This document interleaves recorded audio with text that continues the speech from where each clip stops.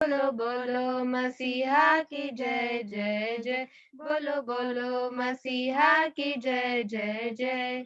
मेरे लिए आया, मेरे लिए जिया, मेरे लिए आया, मेरे लिए जिया, मेरे लिए यीशु ने दुख उठाया, मेरे लिए यीशु ने दुख उठाया, मेरे लिए मारा गया, मेरे लिए गाड़ा गया, मेरे लिए मारा गया, मेरे लिए गाड़ा गया, मेरे लिए फिर से उठा मेरा है मसीह, मेरे लिए फिर से उठा मेरा है मसीह।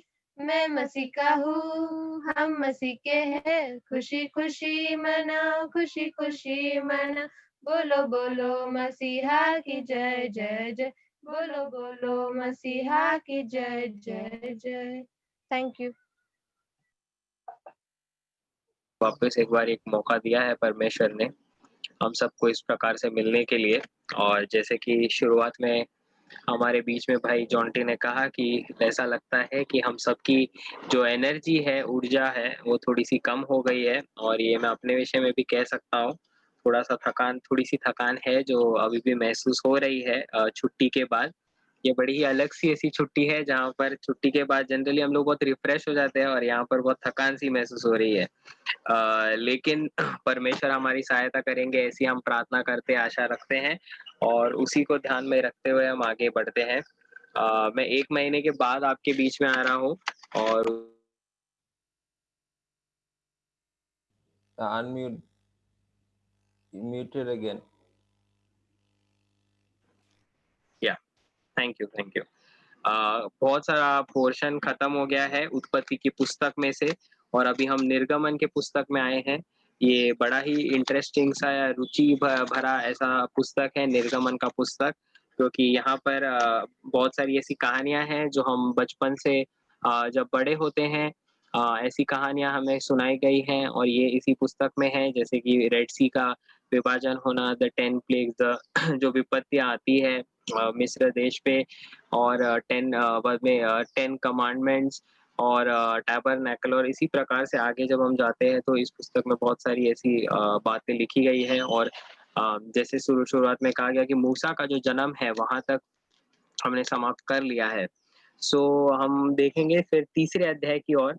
और जो तीसरा अध्याय है यहाँ पर बहुत ही ऐसा स्पेशल ऐसा अध्याय है, क्योंकि यहाँ पर हम देखते हैं कि मूसा और परमेश्वर के बीच में बातचीत हो रही है। और यहाँ पर हम देखते हैं कि परमेश्वर किस प्रकार से मूसा को पहली बार तो चुन रहा है और उसे बाद में बता रहा है, उसे इस बात के लिए सक्षम कर रहा है कि उसके सामने जो कार्य परमेश्वर ने सौंपा है किस प्रकार से मूसा उसको आगे निभाए। तो हम देखते हैं कि पहले वचन में जब यहाँ पर शुरुआत हुई है इस अध्याय में, तब आप देखते हैं कि मूसा वहाँ पर एक शेपर्ड का काम कर रहा है, एक चरवाहा का काम कर रहा है और उसके जो ससुर हैं जेथरो, उनके जो सारे शीप है, भेड़ है, उनकी वो देख-रेख कर रहा है।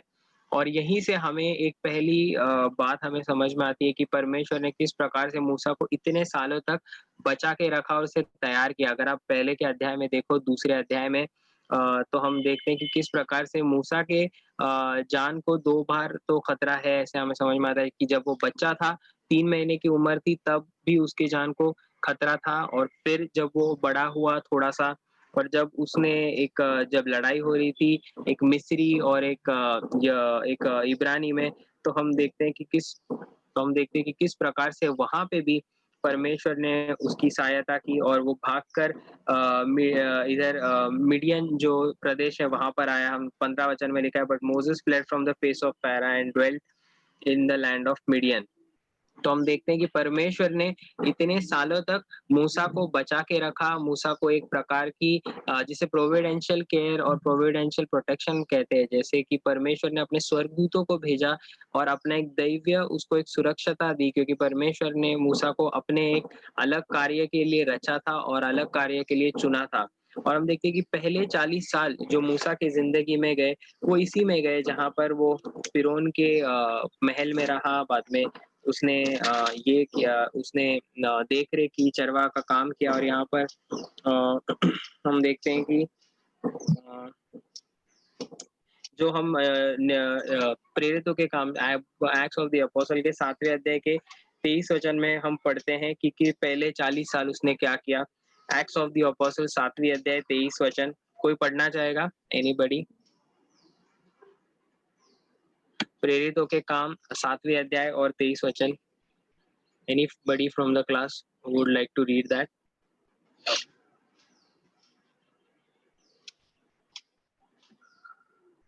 Say once more in English, brother. Yeah. Acts of the Apostle chapter 7 verses 23 and also read verse 24. 23 and 24. When Moses was 40 years old, he decided to visit his own people, the Israelites. He saw one of them being mistreated by an Egyptian, so he went to his defense and avenged him by Sorry. killing the Egyptian. Okay, thank you. Thank you for reading. वहां पर हम पहली बार पढ़ते हैं कि पहले 40 साल के विषय में, जो उसका पहला काल था मूसा का, उस 40 साल के विषय में लिखा गया है। फिर जब हम 30 वचन में आते हैं तो दूसरे 40 काल के विषय के बारे में लिखा है, और 36 वचन में जब हम आते हैं तो तीसरे 40 काल के विषय में लिखा गया। और इससे हमें समझ में आता है कि मूसा की जो उम्र थी वो 120 साल की थी। तो अभी हम यहाँ पर जब देख रहे हैं तो मूसा जो व्यक्ति है उसकी उम्र तकरीबन 40 साल की है, और उसकी शादी हो चुकी है, और वो अपने ससुर के जो सारे भेड़ बकरियां हैं उनकी देखरेख कर रहा है, और होरेब पर्वत के करीब में है, जैसे पहले वचन में लिखा है। और वहां पर एक बहुत ही अनोखी ऐसी घटना होती है। जैसे मैंने कहा है कि जो संडे स्कूल की बहुत सारी ऐसी कहानियां हैं जो बहुत परिचित है, वेरी पॉपुलर वंस, ये इस पुस्तक में दी है। और उसमें से एक है बर्निंग बुश। हम में से बहुतों ने इस कहानी को सुना होगा कि किस प्रकार से एक बुश में, एक छोटे से झाड़ में अग्नि लगती है, लेकिन वो जो पेड़ है वो जलता नहीं है, वो वैसे के वैसे ही रहता है। और मैं सिर्फ इसको हिंदी में पढ़ूंगा, ये वर्स 2 को ऑफ चैप्टर 3।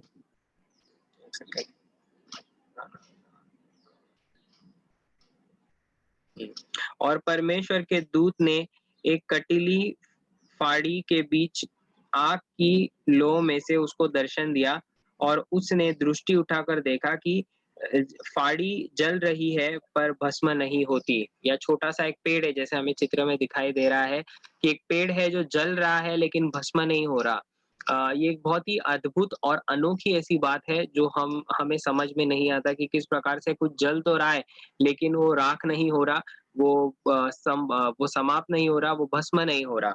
और मूसा ने भी ये इस दृश्य को देखा और उसे लगा कि मैं आगे जाऊंगा। लेकिन जो 5वें वचन में है वो बात बहुत ही महत्वपूर्ण है, और यहाँ पर हम देखते हैं कि 5वें वचन में वहां पर लिखा है कि परमेश्वर से कहते हैं, he said, draw not nigh hither, put off thy shoes from off thy feet, for the place whereon thou standest is the holy ground. कोई हिंदी में पढ़ना? Does any one of you have Hindi? किसी को हिंदी में पढ़ना है? Yes, Abhishek has, and I think Abhishek, would you like to read in Hindi? Verse 5.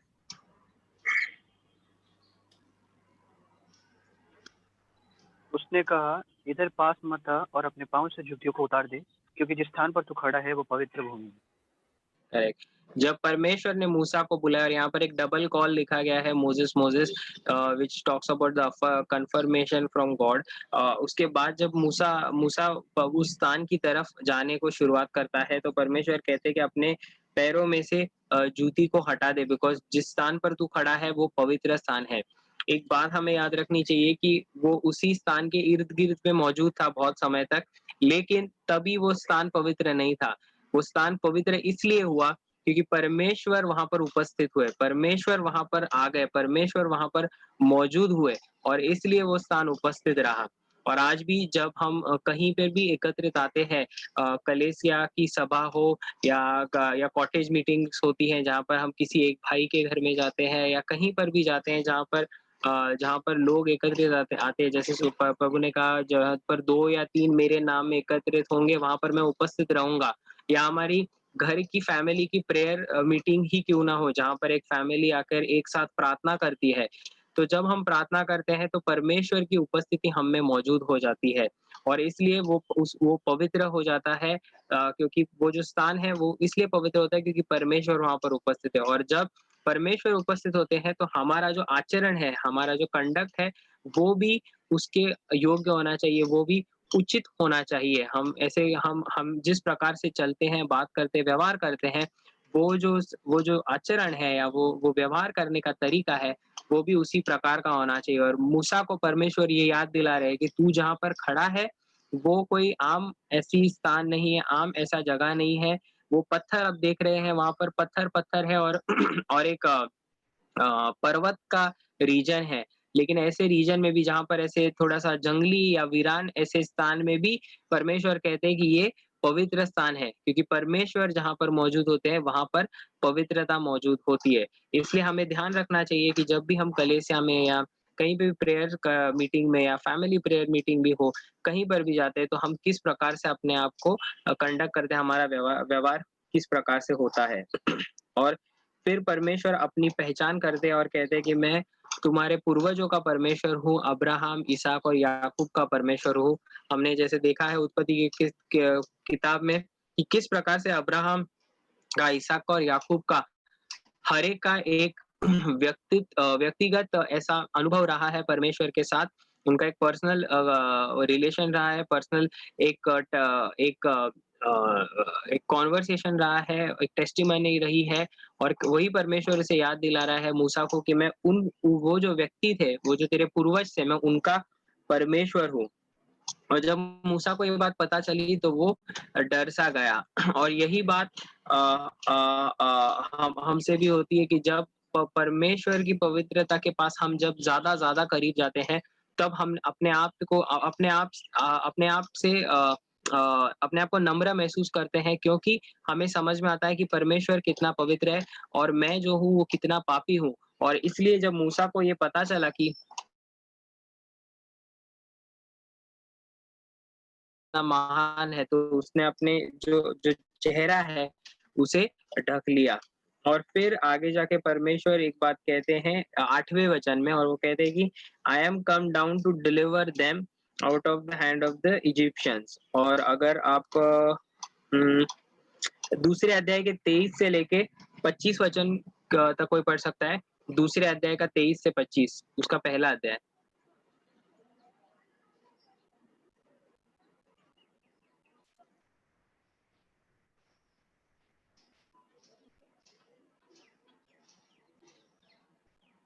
Chapter 2, verse 23 to 25.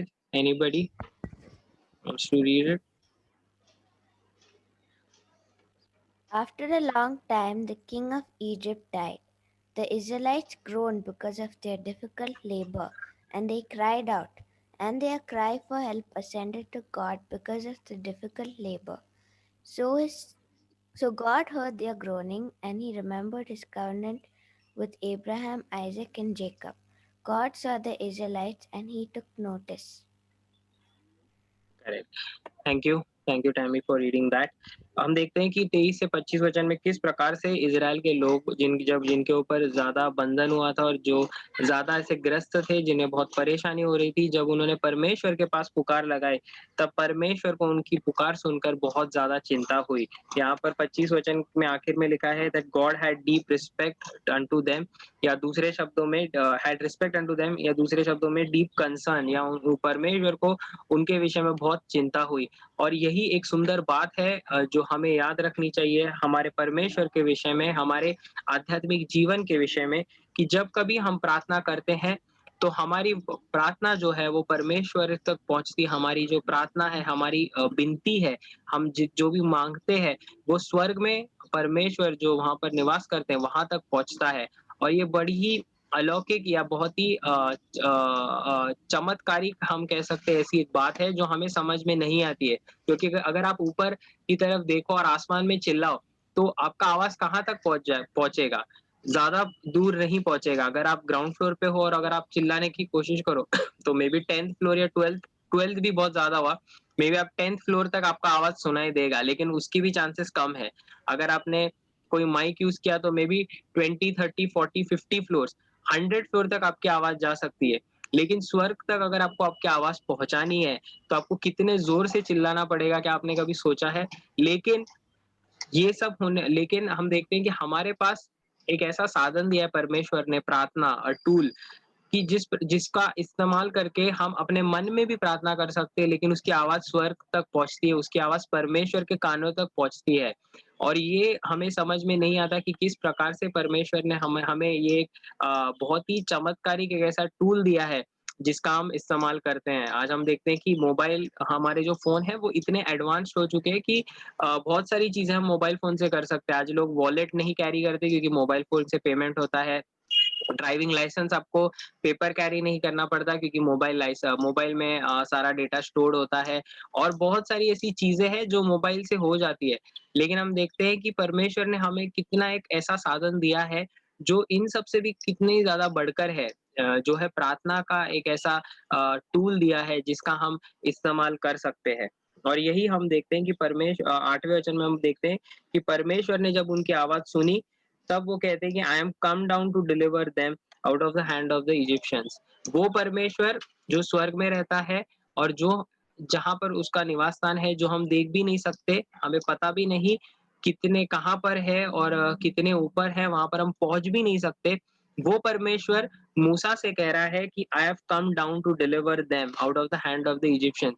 परमेश्वर वैयक्तिक रूप से हमारी जिंदगी में इंटरेस्ट लेते हैं, या परमेश्वर वैयक्तिक रूप से ये देखते हैं कि हम हमारे ज़िंदगी में क्या कर रहे हैं, और हमारी सहायता करने के लिए वो स्वर्ग से नीचे भी आते हैं। और हम देखते हैं कि इसका सबसे बड़ा नमूना उन्होंने अपने इकलौते पुत्र प्रभु यीशु मसीह के जीवन के द्वारा हमारे सामने रखा है, कि हमें बचाने के लिए, हमें उद्धार देने के लिए उन्होंने अपने इकलौते पुत्र को इस संसार में भेजा। और यहाँ पर हम देखते हैं कि परमेश्वर कहते हैं कि I have come down to deliver them.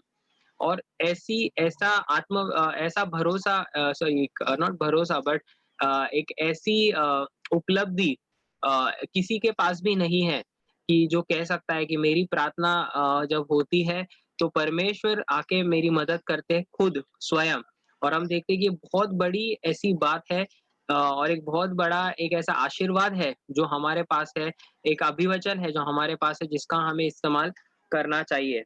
और फिर परमेश्वर आगे मूसा से बात करते हैं और कहते हैं कि किस प्रकार से वो वापस उन्हें कनान देश ले जाएँगे। और वहाँ पर लिखी गई है कि बहुत सारी ऐसी जातियाँ जिनके बारे में लिखा गया है कि it is a land flowing with milk and honey, and there are many tribes which are living there, Canaanites, Hittites, Amorites, Perizzites, हिविtes एंड जेबूसाइट्स। और इन सब जो जातियाँ हैं, उन सबको निकाल के परमेश्वर अपने लोगों को वहाँ पर स्थापित करना चाहते हैं। क्यों? क्योंकि इज़राइल के लोगों की जो पुकार थी, वो परमेश्वर तक आ पहुँची थी। और हम देखते हैं कि पहले इन 8-9 वचनों में कितनी ऐसी बातें हैं जो परमेश्वर ने हमारे सामने रखी है, कि किस प्रकार से परमेश्वर ने मूसा को 40 की उम्र तक बचा के रखा। 2 बार उसकी जान खतरे में थी, जब वो 3 महीने का एक छोटा-सा बालक था, और फिर वो जब थोड़ा बड़ा हो गया, और फ़िरौन उसके पीछे आया उसको मारने के लिए, जैसे 15 वचन में पढ़ा। लेकिन फिर भी परमेश्वर ने उसे बचा के रखा, और आगे चल के उसे एक चरवाहा बनाया, और एक ऐसा चरवाहा बनाया, उसको इसलिए चरवाहा बनाया क्योंकि आगे चल के अपने जीवन में वो इज़राइल लोगों के लिए एक चरवाहा बनने वाला था। वो सिर्फ़ भेड़-बकरियों का ही चरवाहा नहीं बनने वाला था, लेकिन लोगों का भी चरवाहा बनने वाला था। और अगर आपने पहले 2 अध्यायों के ऊपर अध्ययन किया होगा, तो आपको समझ में आया होगा किस प्रकार से परमेश्वर ने आशीष दिया इज़राइल लोगों को, कि जो 70 लोग आए थे। अगर आप फर्स्ट फ्यू वर्सेस पढ़ोगे, तो हमें लिखा है कि 70 लोग तकरीबन आए थे, लेकिन by the time they left Egypt, वो 10 लाख से भी ज़्यादा ऐसे लोगों की संख्या थी जो जिसने मिस्र देश को छोड़ा। 6 लाख मेन हैं, और फिर उनके बच्चे और उनकी पत्नियाँ। और हम देखते हैं कि 10 से 20 लाख के बीच में लोगों की संख्या है, जिन्होंने उस देश को छोड़ा और वापस कनान देश की ओर चल पड़े। और हम देखते हैं कि इतना बड़ा आशीष दिया, और इन सब लोगों के नेतृत्व करने के लिए परमेश्वर ने किसे चुना? तो परमेश्वर ने मूसा को चुना, जो भेड़-बकरियों को चराने का काम करता था। इससे हमें एक सीख समझ में मिलती है कि परमेश्वर हमारे जीवन में जो भी हो रहा है, परमेश्वर उसके नियंत्रण में होते हैं, एंड ही इज़ मोल्डिंग अस, या हमें शेप कर रहे हैं उस कार्य के लिए, जिस कार्य के लिए परमेश्वर ने हमें चुना है। हम देखते हैं कि किस प्रकार से परमेश्वर ने 4 वचन में मूसा को पुकार लगाई और कहा कि मोसेस, मोसेस। ये परमेश्वर की एक पर्सनल बुलाहट है मूसा को, कि आके वो परमेश्वर की सेवकाई करे, आके वो परमेश्वर के लोगों को मिस्र देश से छुड़ाकर कनान देश की ओर ले जाए। और यही हम देखते हैं कि आज हमारे ज़िंदगी में भी, आज हमारे जीवन में भी परमेश्वर हमको बुला रहे हैं, परमेश्वर हमसे बातें करना चाहते हैं, परमेश्वर हमको उनका कार्य सौंपना चाहते हैं कि हम क्या करें। और इसलिए अगर हमें परमेश्वर की सेवकाई में इस्तेमाल होना है, तो हमें हमें उसकी राह में चलना है, और जिस प्रकार से हमारे जीवन को वो बनाते हैं या मोल्ड करते, आकार देते हैं, उस प्रकार से हमें अपने जीवन को स्वीकार के आगे-आगे बढ़ना है, तो फिर हम परमेश्वर की सेवकाई कर सकते हैं। फिर आगे हम देखते हैं कि मूसा परमेश्वर को पूछता है कि Moses said unto God, who am I? पहले तो वो कहता है, जब परमेश्वर उसे ये कार्य सौंपते हैं, तब वो डर के कहता है कि मैं कौन हूँ कि मैं जाके फिरौन से इज़राइल के लोगों को छुड़ा लूँ। तो ये अगर मूसा की जगह कोई भी होता, तो शायद मुझे ऐसा लगता है ऐसा ही कहता कि मैं कौन हूँ? क्योंकि जैसा मैंने कहा कि 10-20 लोगों को लेके जाने की बात है, ये कोई छोटी बात नहीं है। और उन उन दिनों में तो ऐसे लोगों को साथ में रखना और लोगों को एक जगह पर ले जाना कितना डिफ़िकल्ट हो सकता है, ये हम समझ भी नहीं सकते। इतने सारे लोगों की इतनी सारी ज़रूरतें हैं, लेकिन आगे जैसे हम पढ़ते हैं, हमें पता चलता है कि किस प्रकार से परमेश्वर ने बहुत ही अद्भुत रीति से उनको चीज़ों का प्रबंध करके दिया। लेकिन अभी जब मूसा को ये पता नहीं है, तो मूसा डर सा गया और पूछता है कि मैं कौन हूँ जो इज़राइल के लोगों को मिस्र देश में से बाहर निकालूँ? और पर फिर आगे हम देखते हैं कि वो एक मिनट, करने गया है। और फिर परमेश्वर उसको भरोसा देते हैं और कहते हैं कि मैं तुम्हारे साथ हूँ, और मैं तुम्हें शक्ति दूँगा और मैं तुम्हें सामर्थ और सहायता करूँगा कि तुम इन लोगों को बाहर निकालो। तो यही बात हमें समझ में आती है कि जब हमें कोई कार्य परमेश्वर सौंपते हैं, तो उसे निभाने के लिए भी जो सारी क्षमता लगती है या जो सारी एबिलिटी लगती है, वो भी परमेश्वर खुद ही प्रोवाइड करते हैं, खुद ही हमारे सामने लाकर रख देते हैं। हम बहुत बार ऐसे डर जाते हैं कि मैं कैसे करूँगा? मैं छोटा हूँ, मैं बड़ा हूँ, मुझे भाषा नहीं आती, मुझे वचन से बोलना नहीं आता। लेकिन एक बात मैं कहना चाहूँगा कि अगर आपको परमेश्वर की सेवकाई में बढ़ना है, तो आपको अपने आप को उपलब्ध करना बहुत ज़रूरी है। You have to make yourself available. And दूसरी बात है कि आप अपनी जितनी भी कमज़ोरियाँ हैं, वो परमेश्वर के हाथों में सौंप दीजिए। परमेश्वर उन कमज़ोरियों को लेंगे और वो आपकी ताकत उसे बना देंगे अपने अनुग्रह के द्वारा। If you have any weaknesses, just lay it down at the feet of our Lord, and He will give you the grace and convert those weaknesses into strength for His glory. हम खुद के दम पर कुछ नहीं कर सकते, लेकिन परमेश्वर हमें सहायता करेंगे कि उस कार्य को भी हम पूर्ण कर सके। और इसी प्रकार से वो आगे पूछता है, और वहाँ पर पहली बार परमेश्वर 14 वचन में 13 वचन में पूछता है कि अगर मैं लोगों के पास जाऊँ भी, अगर आप मेरी सहायता करोगे भी, और लोग मुझे पूछेंगे कि किसने तुम्हें भेजा है? तो मैं आपका क्या नाम है, मैं क्या बताऊँ? तो परमेश्वर उसको बहुत बार पहली बार नहीं, बहुत अच्छे से अपने नाम को बताते हैं और कहते हैं कि I M that I M, मैं हूँ जो हूँ। और यहाँ पर परमेश्वर कहते हैं कि उन लोग को जाके कहना, इज़राइल के लोगों को जाके कहना कि मैंने तुम्हें भेजा है, आई एम। और ये एक ऐसा नाम है जिस नाम से परमेश्वर अपने आप को जानते थे, पहचानते थे, जिसे हम आगे चल के देखते हैं कि फिर 15 वचन में अपने आप को जो लॉर्ड है, LORD कैपिटल में, उसे उसे भी कहा गया है, वो जो कि है यावे। तो ये नाम है जिसके विषय में परमेश्वर ने इज़राइल के सामने अपने आप को प्रस्तुत किया है, अपने आप को खोल कर रखा है। और यही आई एम हम देखते हैं कि जब प्रभु यीशु मसीह संसार में आए थे, और आपने सुना होगा द 7 आई एम्स, और प्रभु यीशु मसीह ने इन्हीं आई एम्स का इस्तेमाल भी किया था जब वो इस संसार में थे, that I am the light of the world, I am the good shepherd, और इसी प्रकार से। तो हम देखते हैं कि परमेश्वर अपने आप को आई एम कहते हैं कि मैं हूँ जो हूँ, क्योंकि परमेश्वर का कोई ऐसा नाम नहीं है, परमेश्वर हमेशा से थे, है और रहेंगे। और यही बात परमेश्वर मूसा को भी कहते हैं कि लोगों से जाके कह कि मैं हूँ जो तुम्हें बाहर ले जाऊँगा। और अगर हमें किसी भी तरह की शंका हो, अगर हमें ऐसा लगता हो कि हम क्या करें, तो हमें हमेशा याद रखना चाहिए कि हमारे पास एक ऐसा परमेश्वर है, जो सदियों से है और सदियों तक हमारे साथ है रहेगा। और वही परमेश्वर जो अब्राहम का, इसहाक का और याकूब का है, वही परमेश्वर आज हमारा भी है और हमारे साथ भी रहेगा। और परमेश्वर जैसे कहते हैं this is my name for ever and this is my memorial unto all generations, कि हमेशा के लिए ये मेरा ही नाम है और आने वाली सभी पीढ़ियों के लिए यही है मेरा नाम, जो आगे चलकर भी रहेगा। इस प्रकार से परमेश्वर मूसा को कहते हैं। एक मिनट,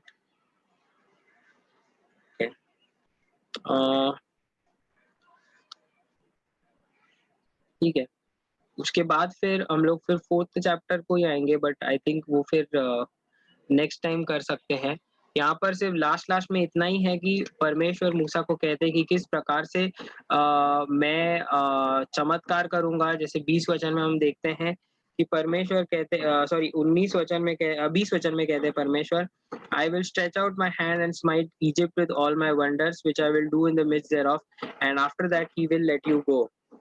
तो यहाँ पर पहले से ही परमेश्वर इस बात की का प्रेडिक्शन करते हैं, अनुमान करते कि भविष्यवाणी करते कि किस प्रकार से फिरौन जो है वो आगे चल के तकलीफ देगा, फिरौन जो है आगे चल के कठिनाइयां मूसा के सामने खड़ी करेगा, और उसके बावजूद परमेश्वर उसकी सहायता करेंगे। और इसमें एक्चुअली बहुत बार ऐसा हमें देखने को मिलता है, 5 बार है, मैंने उसको एक्चुअली नोट डाउन नहीं किया है, मैं नेक्स्ट टाइम नोट डाउन करके आऊंगा, जहां पर मूसा कहता है बार बार कि मुझसे नहीं हो पाएगा, मैं नहीं कर पाऊंगा, रिलक्टेंस जिसे हम कहते हैं, या वो रुक सा जाता है कुछ करने के पहले। तो ये हम मूसा के बारे में देखते हैं जहां पर वो थोड़ा सा रिलक्टेंट हो जाता है करने के लिए। जब परमेश्वर उसे कहते हैं कि तू जा आगे और मेरे लोगों का नेतृत्व कर, तो वो बहुत सारे ऐसे कारणों को देता है जो मैंने अभी इस टाइम नहीं निकाले हैं। मैं नेक्स्ट टाइम जब आऊंगा तो मैं उन कारणों को आपके सामने रखूंगा कि किस प्रकार से उसने कारणों को रखा और किस प्रकार से परमेश्वर ने उसका उत्तर दिया और उसकी हौसला अफजाई की, उसे प्रोत्साहन दिया कि वो आगे जाके परमेश्वर के कार्य को पूर्ण कर सके। परमेश्वर इन पढ़े हुए वचनों को समझने के लिए हमारी सहायता करे। थैंक यू ब्रदर विवेक, धन्यवाद प्रभु का वचन लाने के लिए। और फिर एक बार मैं ये आपको पूछना चाहता हूँ कि जितना आप लोगों ने परमेश्वर के बारे में सुना, परमेश्वर के बारे में जो ज्ञान आपने प्राप्त किया, परमेश्वर जब दुनिया को बनाया किस तरीके से परमेश्वर ने अपना बुद्धि और ज्ञान का इस्तेमाल करके उन्होंने सब कुछ बनाया, तो ये सब कुछ जब हम देखते हैं तो उस परमेश्वर जो सृष्टि करता है उसने कौन सा नाम का इस्तेमाल किया अपने आप का पहचान देने के लिए? What was the name God gave himself when he introduced himself to Moses? जरा सोचो, what was that name that we already saw it? Okay, what is that name that God used?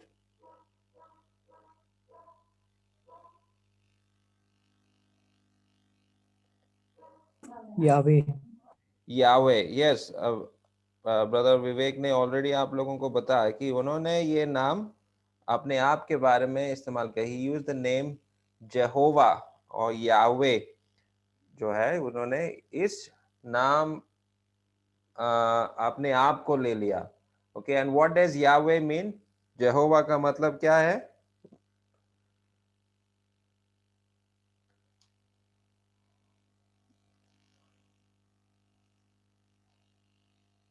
है ना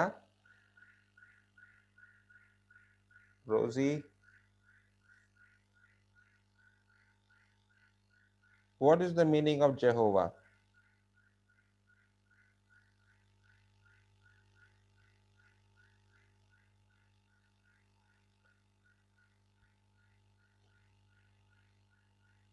आपको सुनाई दे रहा है मेरा आवाज?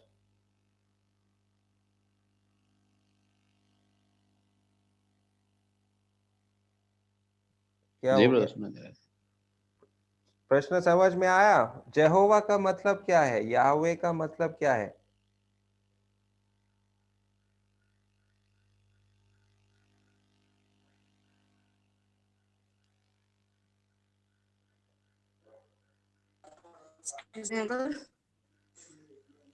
Hello? Yes, Hannah. Can you hear me? Yep. I think Yahweh means Father, the Lord. Yahweh means Father. Okay. Now, The Lord. the Lord. Okay. Lord. Lord. Okay. All right. Brother Yes. Vivek already told us. उन्होंने बताया कि chapter 3 verse 14, Exodus chapter 3 verse 14. God replied to Moses, I am who I am. Okay. Yahweh का मतलब है I am who I am. मैं हूँ जो हूँ. Okay. Now, in English grammar, what tense is that? Can anybody tell me? English grammar सब लोगों ने सीखा. इंग्लिश विषय सबको है. तो ये ग्रामर में कि 3 टेंसेस है. तो ये कौन सा टेंस है? Present. Present tense. Very good, Rosie. This is the present tense. Okay. तो जब हम परमेश्वर के बारे में देखते हैं तो he is identifying himself with the present tense. मतलब मैं उपस्थित हूँ, ये परमेश्वर हमको दिखा रहा है. Okay, he is always present. The self existing one. ये परमेश्वर का कोई शुरुआत नहीं है और कोई अंत नहीं है. तो इसलिए परमेश्वर ने ये नाम अपने आप को दिया. I am who I am. मैं हूँ सो हूँ.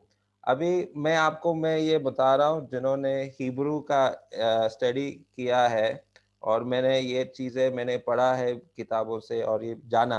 तो याहवे को जब याहवे और आई एम ये दोनों जब आप बोलते एक साथ जब आप बोलते तो सुनने में एक जैसा ही है. Okay. I am and Yahweh ये हिब्रू भाषा में it is the same thing. Okay, so the meaning of Jehovah or the meaning of Yahweh is I am. और ये परमेश्वर का नाम है. Now, जब हम यीशु का नाम देखते हैं, what is the meaning of Yeshu or what is the meaning of Jesus? Can anybody tell me?